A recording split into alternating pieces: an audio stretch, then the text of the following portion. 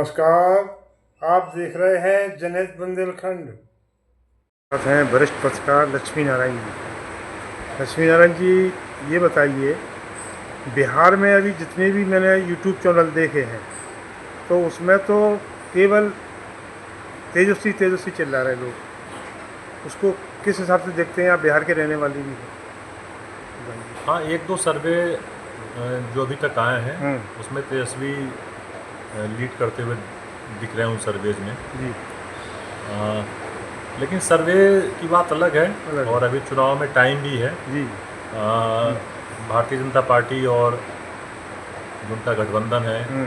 खासकर नीतीश कुमार जिस तरह लगातार इतने लंबे समय से मुख्यमंत्री बने हुए हैं और कई बार ये आशंकाएं जाहिर की गई कि इस बार वे हट जाएंगे, हार जाएंगे। लेकिन नीतीश कुमार अभी तक सारी आशंकाओं को गलत साबित करते रहे हैं। तो ऐसे में तेजस्वी यादव मैदान में है, उन्हें बहुत मेहनत करनी पड़ेगी। और बीजेपी स्टेट में भी है, वहाँ गठबंधन में सेंटर में भी उनकी सरकार है, तो उनके पास अपनी ताकत है। तो चुनाव तो खैर वहाँ कांटे की टक्कर का होना है। अब पलड़ा किस तरफ जाता है उसका हमें देखना पड़ेगा, इंतजार करना पड़ेगा। हाँ, तो अभी जो परसेंटेज का फ़र्क आया है वहाँ करीब 2-2.5% लोगों ने जो सर्वे हुआ है उसमें करीब करीब 2.5 से 3% आगे आया है। और ये जो आपका एनडीए ये पीछे है।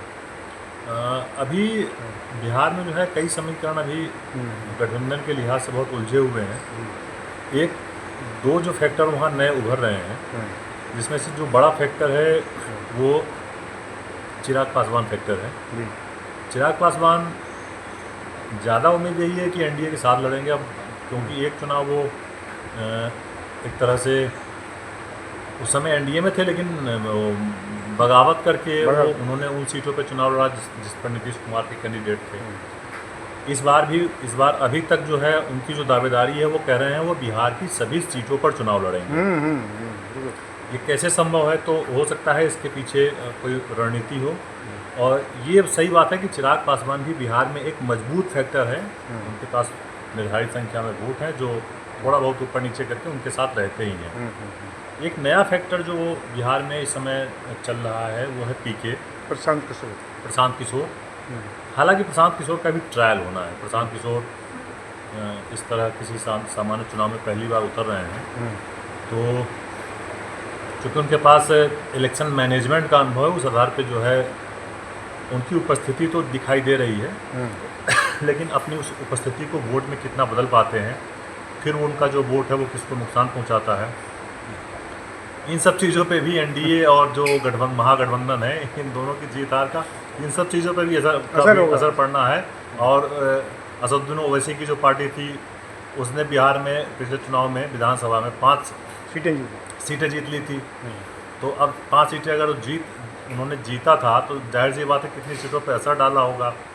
इस बार उनकी पार्टी का क्या स्टैंड रहता है बिहार के चुनाव में, ये सब चीज़ें जो हैं हमें लगता है चुनाव आते आते तक क्लियर होंगी।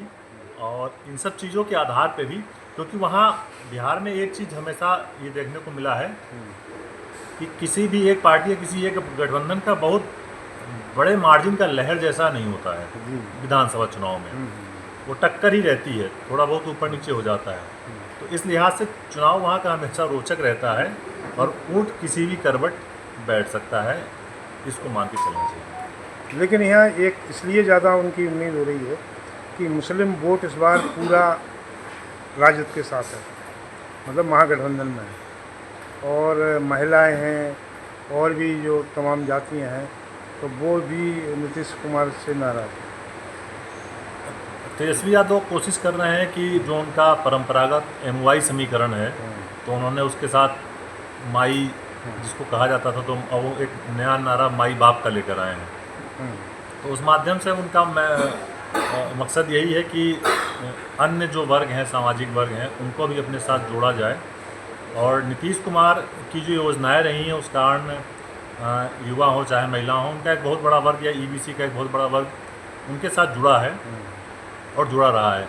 अब तेजस्वी जो है, जो कुछ समय के लिए नीतीश कुमार के साथ डिप्टी सीएम भी रहे, उस दौरान उन्होंने जो काम किए जी उसको बताते हुए वो उनके मतदाताओं को अपनी ओर आकर्षित करने की कोशिश कर रहे हैं।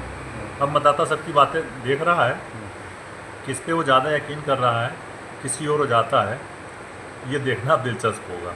हाँ, युवा भी कह रहे हैं कि नौकरी तो दी है इन्होंने। तेजस्वी जो है लगातार अब उस नौकरी वाली बात को लेके जो है वो पब्लिक में जा रहे हैं, और नीतीश कुमार भी उस नौकरी को प्लस उनके कार्यकाल में जो अन्य भर्तियां हुई उसके बाद भी भर्तियों का सिलसिला लगातार जारी रहा। तो वो नीतीश कुमार जो है, मतलब एक ही चीज़ है जो जिसको लेकर दोनों लोग दावे कर रहे हैं।